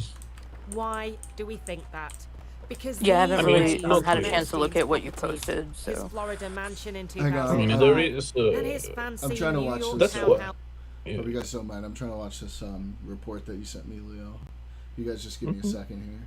And sprawling that's fine. luxury island in 2019 saw dozens of devices, computers, hard drives, and servers bagged and tagged and brought to FBI offices for examination. Now, emails examined by Channel 4 News show investigators discussing those very devices. From the earliest stages, investigators were talking about Epstein's data totaling many, many times what has so far been released. In June 2020, one wrote, "We expect the data to be somewhere around 20 to 40 terabytes," noting that the total capacity of the devices was up to 50 terabytes. Then as recently as last year, long after the investigations into Epstein and his associates had ended, the figures quoted remained massive. We're looking at a total of approximately 14.6 terabytes of archived data, said another email. To put that in context, it is almost 15,000 gigabytes. But now, a year on from that, the total data released, claimed to be some 300 gigabytes, accounts for just 2% of the total Epstein data that officials were discussing just last year. Under the Epstein Act, DOJ attorneys had to look through all files to find any responsive material that related to Epstein, his networks, and crimes. They claimed that 6 million pages had been identified, including duplicates. They released over 3 million. Both those numbers are tiny compared to the amount collected, according to today's emails. But earlier this month, the Deputy Attorney General suggested we should not expect more. This review is over. And yesterday, his boss added this about Donald Trump. Oh, yeah. He is the most transparent president in the nation's history. A performance such a that bad look. angered Pam Bondi's political opponents, You're running a massive Epstein cover-up. but was also not good enough for the survivors lined up behind her. This week, Lisa Phillips and Lara Bloom McGee, speaking in her first television interview, told me they know there is more to come. Much more. Do you think the administration has delivered what you wanted? Absolutely not. No. We asked for all the files to be delivered, and all the files have not been delivered. Do you believe from what you have seen that there remain redacted names in those files that we have no idea about? Yes. Yes. Well, luckily it's moving forward a little bit. A few members of Congress have seen the unredacted, you know, and the looks on their faces like this is bad. There's more, and also you have to realize that there's files that have not even been presented yet. And Epstein recorded everything in his home, so where's up, that Cinderella? video footage? Do you think you'll get that? I mean, that would be I think that's the missing piece of the pie. In fact, Channel 4 News yesterday revealed spy cam style footage recorded in Epstein's Florida home. Today's emails go further. They show glimpses of a struggle between US investigators and prosecutors in 2020, not only about the amount of data, but also how to handle it. Many files are too large to open, says one email. There are many files that are completely invisible to us. We're sifting through more than 1 million documents without much rhyme or reason, says another. A third uses this vivid metaphor. Imagine if we had seized the papers from approximately 100,000 filing cabinets. Then that all just got dumped in one big pile. Documents that had multiple parts stapled together got separated. And then any of those documents that was larger than 100 pages couldn't be opened. That's what we've got. Yesterday, survivors returned to Washington, D.C. Hopeful, but still with more questions than answers. And today's revelations only add to their doubt that while progress may be underway, something big is still Let me know missing. when you have finished.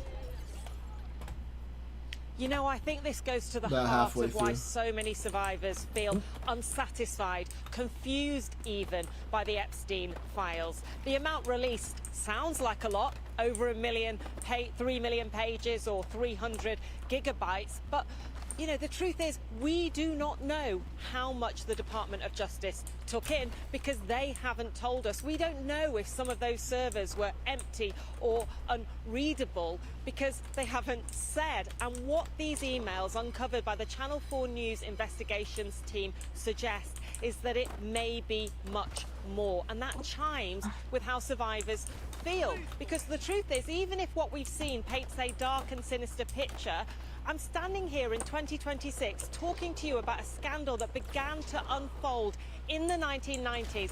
And where is the criminal accountability? Epstein dead in jail and one woman serving 20 years. Beyond that, there really hasn't been very much at all. Anushka in Washington, thanks very much indeed. Well, Liz Oyer spent 3 years as a senior lawyer in the US Justice Department. I spoke to her earlier and asked whether she was surprised by Channel 4 News' findings. It doesn't surprise me because there has been a lot of misinformation given by this Justice Department about the state of the Epstein files. I mean, the scale of this is staggering. It's also really chaotic, isn't it? It is chaotic. It's chaotic for a number of different reasons. One is that this Justice Department does not seem to have taken the time to really investigate and figure out what the universe of information is, what needs to be collected, and what should appropriately be disclosed. And two is that it appears that there are multiple competing agendas that seem to involve protecting various people, preventing humiliation of people in high-level government positions, and all of that has really caused a crisis of credibility for the Justice Department. Of course, there are people accusing the Trump administration of dragging its heels, but equally one could say that the Biden administration, released nothing at all. I mean, virtually nothing at all, even though Virginia Giuffre in 2019, the late Virginia Giuffre, was asking for the files to be released. So is there a story? Was that not when the Ghislaine Maxwell case was still ongoing? They were sealed? Yeah, that doesn't just involve this administration, but also the previous one. There are multiple administrations who can be fairly criticized for their handling of this issue.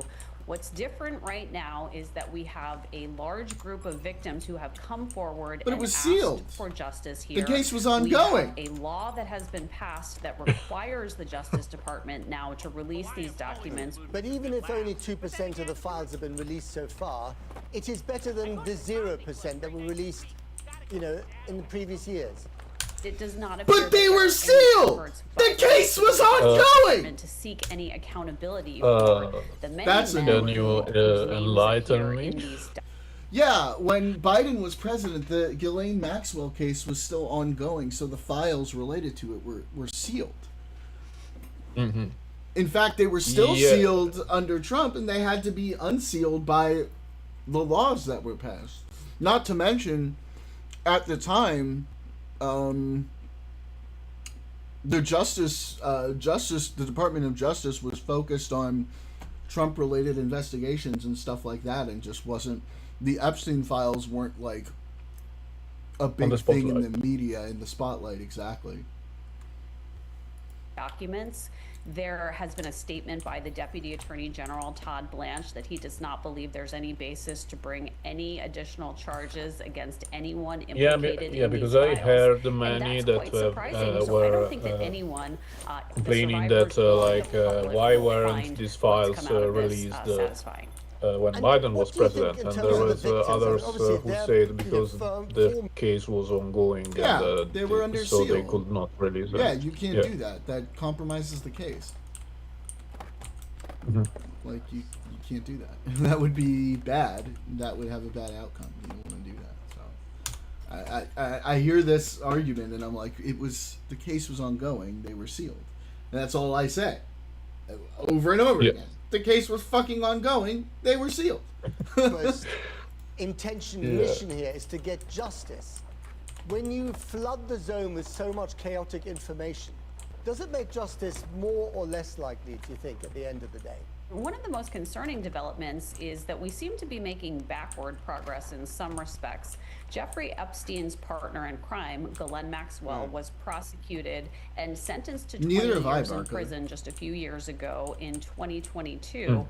And now she So is what does lobbying for the investigation clemency from say the president beyond? to try to get out from I under mean, her like, prison sentence by yeah, it seems like there's stuff they haven't released, but like I feel like we knew that.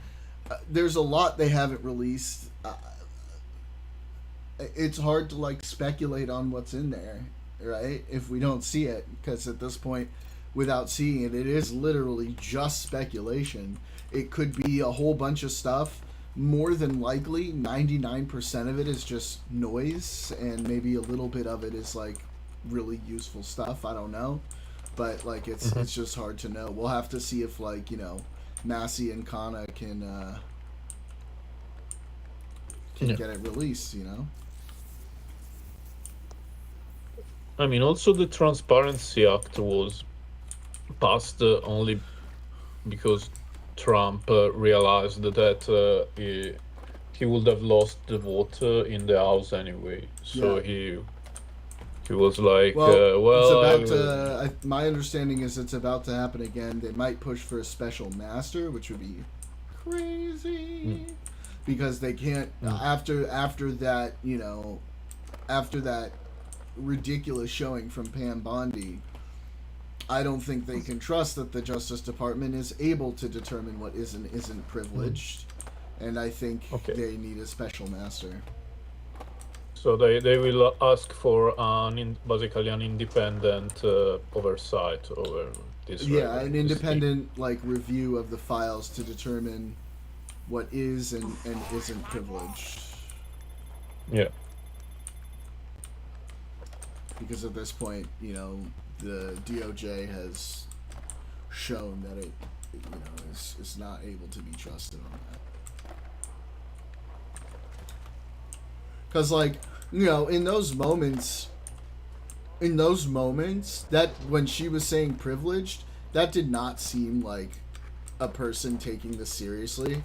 That seemed like a toddler throwing a tantrum. It's privileged, because she was pissed off at the way they were asking her questions. And, like, even if it was privileged, the way that she went about that just does not make it seem like they are properly going about deciding what is and isn't privileged. So I think everyone would prefer at this point to have a special master. It could come out that they look at it and they're like, you know what, it actually is privileged, and that's great. But I think we. I mean, they have been caught. I mean, we have. Everyone has seen that that they have been. Even the things that they have released, they have been reducting them not the proper way. Yeah. So I'm glad you brought that up. There's like a huge issue, like, and it's not just DOJ, but the proper marking and classification of documents. Also, just the handling of, you know, documents from a records retention perspective. So I mean, it kind of calls into question, like, you know, the authenticity and integrity of the information that's shown to the public. I would be willing to guess that like a lot of this stuff was just rushed. You know, so we're just seeing you know, like not redacting the names and things like that. Just horribly bad, you know, errors. But it's a complete breakdown, really, just in like the handling of, you know, documents and following, you know, procedures on that. Yeah, which, like I said, again, calls into question, like, you know, like, can we even trust, like, you know, these documents coming from them, you know, because it's hard to kind of discern, you know. I'm going to assume that the information they've put out there isn't just a whole bunch of bullshit, but it's something to keep in mind. I mean, I think The that's thing like is, there are two main things that have been blatant that they have been doing with this release and that are completely illegal, like against the Transparency Act. Like the first thing is that they were supposed to redact only the names of the victims, and Right. instead they redacted everybody. Like, I mean, look, there is literally a document that is an FBI memo that was sent to them, to the agents, that were instructions on redacting basically former presidents, celebrities, and related people. Like I mean, they redacted them inversely as to how they should have redacted them. Yeah, it was like kind of the most damning example was like they listed all the victim names and then just redacted counsel. And it's just like, Jesus Christ. Yep. That was crazy. And also they have been caught deleting files that like unreleasing files that they had released and then putting them back when they were caught. And so this is why again it's like a complete breakdown of like internal controls. So how this should be handled is already been laid out in stone in different like regulations, different procedures and stuff like that. So to me it's just a complete like I bet they have a bunch of contractors in there and there's just like miscommunications. But yeah, there's just like how bad it is. It's just, and the inconsistency with it, it's just absolutely egregious. Well, according to them, they had some 500 agents, or maybe not agents exactly. I don't exactly remember what they called them, working on redactions manually and stuff, which like sort of brings up the question like, if these were manually reviewed, right? What kind of instructions are we giving these people that led to this kind So I'm of... saying there's already a process, processes, like controls, right? I mean, because I can't speak for this administration, but there are internal controls. There are, it's pretty clear about how you would handle this stuff. And it's just like, this to me just is another example of the complete breakdown and, ignoring of like information and data handling within the government, which is pretty specific. Finally made it up there. Very scary. Like I said, I hope they find a way to get a special master appointed, because it just seems like we need an impartial observer to determine what is and isn't privileged information. Obviously, the victims are not happy Also, I mean, with they've had this information. They've had these files for so long, like, I mean, I'm sure it was obvious. To me, it's pretty obvious. I'm like, oh, this was a rush job to release this stuff, and you're just seeing the mistakes in there. That's the best case scenario in my mind. Yeah, it's bad. I mean, no other way to say it. It's pretty bad. I mean, look, the silver lining in all this shit is that these files were basically too big to cover up completely in any release. Like because they did all they could to redact improperly and cover up shit, but it was so big that they missed a lot of things. Then they panicked about later. I mean, there is a lot of like even with the stuff they already released, there would be material to reopen or to open investigations into a lot of people. Like I mean, in Europe we have. There have been open investigations in Poland, in France, in the UK. In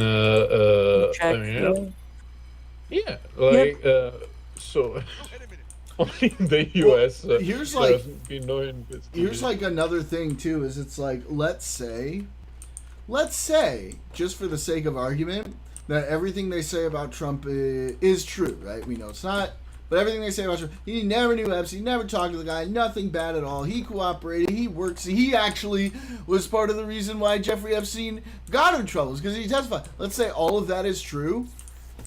At this point, Dave fucked this up so bad that no one's ever going to believe that. Even if it's 100% true. That's a strategy that's, I'm not saying that's a strategy now, but, you know, that's just like, you know, it's an information hazard in a way. Yeah. Flooding the information to obscure things. Yeah. Like, at this point, they've just flubbed it so bad. Any credibility is gone. Like, I have heard the argument that, like, flooding the public with too much data just numbs it, but I mean, at the end of the day, there is as it has happened, there are people who go through them and organize things. Exactly. I mean, it doesn't matter. People will still like trace the stuff down. I mean, so maybe like on a mass level. There was a time when that was the case, but like now with the internet and how things are, people have all the time in the world to go through everything, and they will. Yeah, I mean, think about something like Gmail, something like, Well, then you can export these data sets, and you know, if you have tools and you're good at like, you know, navigating databases and querying this stuff. I mean, just people who are gonna, you know, that are really good at that. Yeah. I mean, I don't think that's a successful or, you know, viable strategy. Yeah, like as Jordan said, like even if all that Trump says about having never met the guy or whatever after the 2005 or 6 or whatever, which is false, but even if it was true, I mean, he has been covering up for him anyway. With, I mean, he's just like, I don't know, it's like, we have the pictures and... I mean, it's completely false, and even if it wasn't, you have the other crime, which is covering up for the other people involved for years. Like, you know what I mean? But he was definitely in contact with him, and almost certainly he was guilty of crimes. Like, you know what I mean? There are too many allegations from too many different people, where some of them swore testimony. I mean, yes. I mean, there is. Yes, probably, but you know, innocent until proven guilty, technically. So, but like, yeah, probably, but we don't have. I mean, there is not proof yet. But and also we have to remember that the guy has already been convicted for raping someone. Anyway, so it's not like I mean. Well, it's just Trump, you know. It's normalized, right? Right. It's just locker room. It's just locker room rape, right? It's actually a pain in the ass. Well, I mean, he got off on that. I mean, you know, I don't know. Based on what you just said, innocent until proven guilty. I'm like, well, they did go through it. No, he got off on it because he became president and pardoned himself, basically. Yeah. I mean, yeah. What ultimate? I thought it was just maybe a civil case and he paid her or something. It was a civil case, but he was found liable for rape. It's this. Yeah. The only reason it was a civil case is because the statute of limitations. Right? Had expired. Yeah, I understand that. Yeah. Otherwise, it would have been a criminal case. Oops. Jesus Christ! Who's this guy that was arguing with Josh for pages and pages? Barcode. Trying to go back to like when the last time I saw stuff. That's Barcode. He's in my chat right now, actually. Yeah, that we were wondering that this guy is it's Maga Daniel, but it is not. Yeah, I saw somebody ask him that, and he's not. Yeah. In fact, his positions are nothing like Maga Daniel's. All right, call yourself a journalist or whatever. Ooh.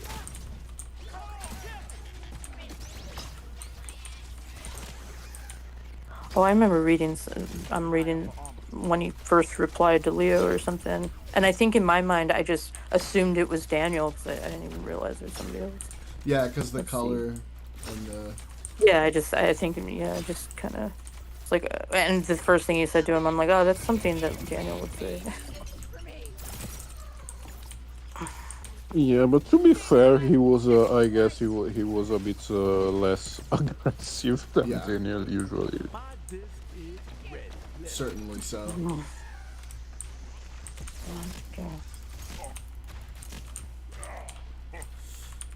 What a beautiful place for you to die!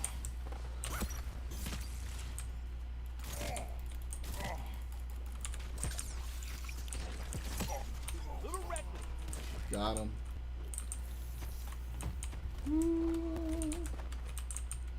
Yeah. Ready to go.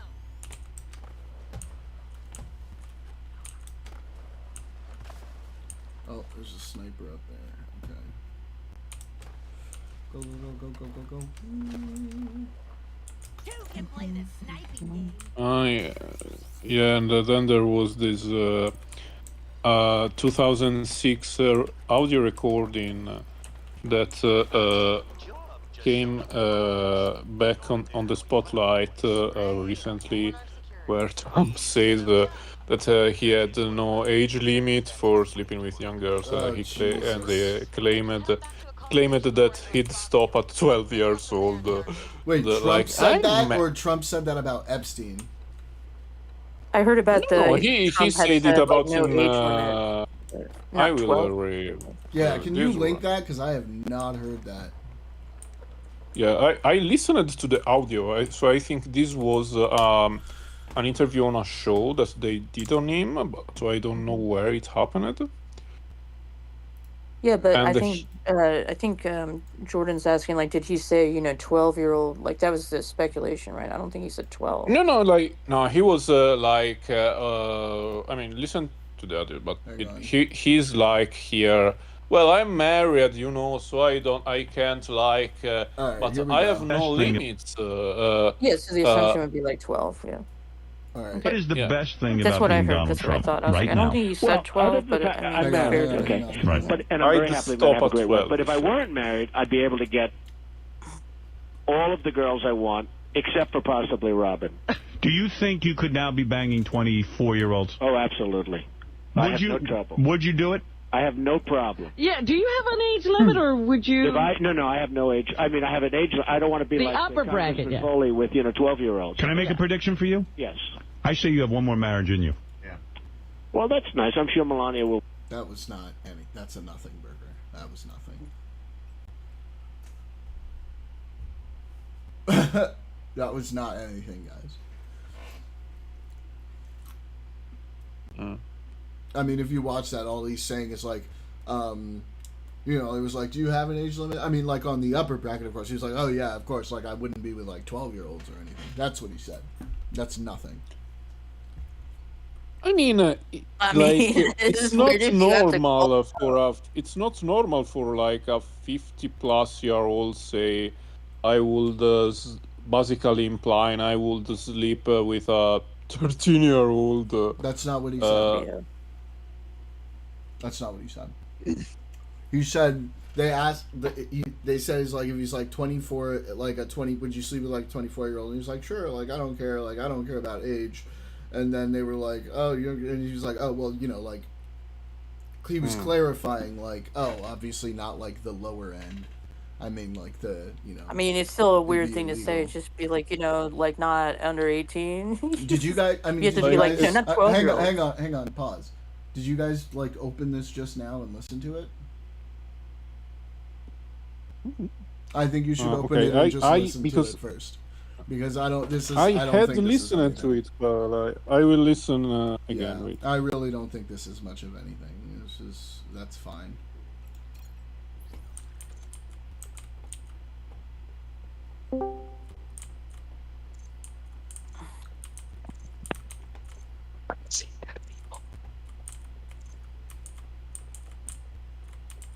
I see dead people. I see some cute baldy guy named Jordan. Hey, that's me. The head is so shiny, bro. I wanna kiss it. Don't be weird. It's okay. Ooh. Everybody loves the head. Bro, Hello. dude, I'm just trying to rizz up Jordan, bro. I'm just trying to take him away. Trying Steal him to from Aurora. riz up Jordan. You can try. But you will fail. She's my girl. I'm trying to take you away, you know? I know, I'm saying you can't. Yeah. You can try though, feel free to try. Yeah. I mean it's a battle that I will lose anyway, so no. Can I break this thing? Yo, hey Jordan, I have a question. What's up? It's personal. It's not that very personal, but like, do you drink? Sometimes, not very often. Do you usually like drink like, let's just say vodka or whiskey with some like, soda? Like I see some people like they make it like a mojito. What they basically do is they mix the alcohol with either like an energy drink or soda. Mm-hmm. I'm a rum and coke guy myself. What do you say? I'm a rum and coke guy myself. You still snort coke? No, like Coca-Cola, rum and Coca-Cola. Dude. Oh my god. I thought you still. I thought you fucking like snort coke. I'm like, huh? No. That's not what I'm talking about. Dude, honestly, bro, the best cocaine. No, sorry, not cocaine. The best Coca-Cola you can get, bro, is from McDonald's, bro. Do not fucking buy the bottled stuff. Everybody loves McDonald's Coke. But Mexican Wait, Coke. I get my Mexican Coke, man. Yes! What are you smoking? Mexican Coke all the Victoria! way. Yes! Best fucking Coke ever. It's because it has sugar cane. There's no talking about it. It's because it uses sugar cane instead of corn syrup. It just tastes better. My plug's at McDonald's. No, the one at McDonald's is fucking godly, bro. Because the reason is they use more syrup, but I'm telling you, if you have like the Coke with sugar cane, an authentic Mexican Coke. Yep, Yeah. that's the way. That shit is the tastiest. Believable. Yeah. You know what? It ain't that I'm gonna different to fucking you, put some Coca-Cola Barcode. That there. might be the most controversial thing you've said to date, my friend. Oh my Me? goodness. No, not you. In my chat bar. I'm very slow at the moment, but referencing Coke, in my opinion, bro, like Coca-Cola. We know. I would make it at home. The Coca-Cola. You what? I would make Coca-Cola at home, bro. You make it at home? I said I would. Huh.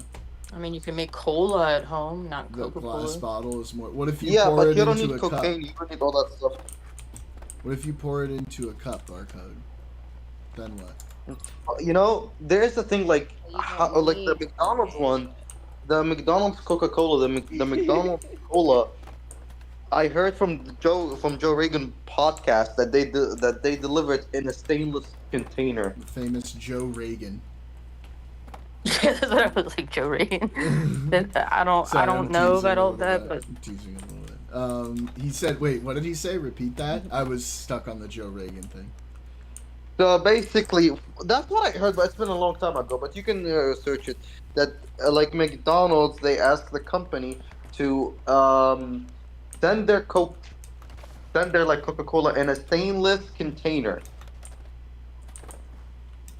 Because that will actually if this I don't know how to say it, but like the compound in like the can, it actually affects the flavor from what I heard. that wouldn't surprise me. Like Coca-Cola bottle is like better than canned Coke, or I mean it's different. Anyways. I really I think that's just canned nature of Coke, drinking something out of a bottle versus can. Because, like, the canned Coke is always, like, fresh when you open it. The bottled Coke, like, you open Well, yeah, it that's 2 why I later. revised what I just said. I'm like, well, I guess I don't know that it's better. I would say it's better, but, like, it tastes different, but it's still, it's really good. It's just different. Yeah. It's like the same with Pepsi. I mean, I just don't drink Pepsi. But I want to drink Coca-Cola. It's been like years. Every time, like, I go to a place, like a restaurant, and I'm like, can I have a Coke? And they're like, is Pepsi okay? I'm like, I always go, I guess. It's acceptable. I don't like it when it's not, I mean, yeah, if they're carrying fountain drinks that are only Pepsi, then, because it's like, well, I don't want to drink Mountain Dew. It's like the other options are pretty crappy. Right. I don't want a Mellow Yellow. Well, because Mellow Yellow just sounds like you're drinking piss. Yeah, yeah. That's been sitting in the toilet for a really long time. And I'm not a Dr. Pepper, Mr. Pibb drinker. I'm not a. I gotta say, I do like Dr. Pepper. I do enjoy a Dr. Pepper. I'm just saying for me, yeah, the Pepsi lineup, I'm like, oh, well, I don't have many alternatives to just pepper. You know, cherry Pepsi's okay, but I don't drink that at restaurants and stuff. I do like a Mountain Dew. I very much like a Mountain Dew Baja Blast. I'm a big Baja Blast fan.